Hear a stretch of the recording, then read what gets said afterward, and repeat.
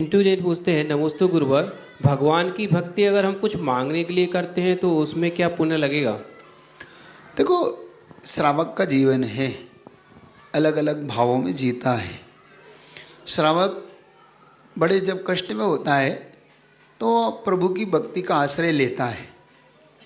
एक होता है सामान्य से, जो आप डेली जाते हैं वहाँ मांगने लग जाए, और मांगने से किसी को कुछ नहीं मिलता है संसार में, उसके बदले में कुछ देता है तब कुछ मिलता है। आप कितने ही मांगो, आप दुकानदार के सामने कितने ही मांगो, गिड़गिड़ाओ, कुछ नहीं देता वो। आप तो कहता है पहले धन बताओ नहीं भाई साहब, आपके हाथ जोड़ते हो कि भाई साहब और कहीं जोड़ो आप, क्योंकि ऐसे बांटने लग जाऊंगा तो हर व्यक्ति हाथ जोड़ रहा है, किस किस को दूंगा, तो उससे नहीं मिलता। किससे मिलता है? हम जब कुछ देते हैं। ऐसे ही भगवान के मांगने से कुछ नहीं मिलता।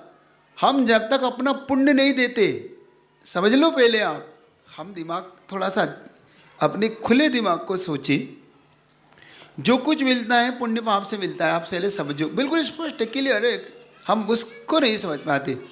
तो जब हम अपने पुण्य से पाते हैं और पाप से खोते हैं, तो हम चाहे भगवान से मांगे, तो जब हम भगवान की भक्ति करते हैं तो उससे आने वाले पुण्य से हमें मिलता है। और हम वहाँ जाके हम भक्ति करने के बाद जो मांग लेते हैं और हमारी थोड़ी सी मतलब हमारी वो पूर्ति हो गई, तो हमें क्या लगता है भगवान ने दिया। वो भगवान ने नहीं दिया, वो भगवान की हुई भक्ति से मिला है आपको। तो आप मांगो चाहे नहीं मांगो, आपको भक्ति से अवश्य मिलता ही है, तो मांगने की जरूरत ही क्या है।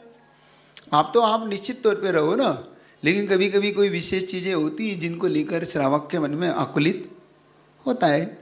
तो एकांत से भी ऐसा तो नहीं कहता कि नहीं मांगे, लेकिन मैं इतना जरूर कहता हूँ कि ना मांगे तो ज़्यादा अच्छा है।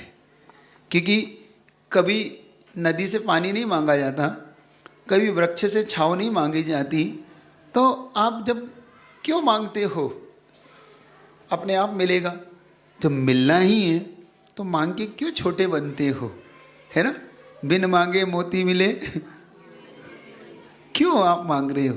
तो नहीं मांगना ही श्रेष्ठ है, लेकिन फिर भी मांग लेता है तो छोटा भी नहीं होता, वो अपने प्रभु के प्रति अपनी भक्ति रखता है।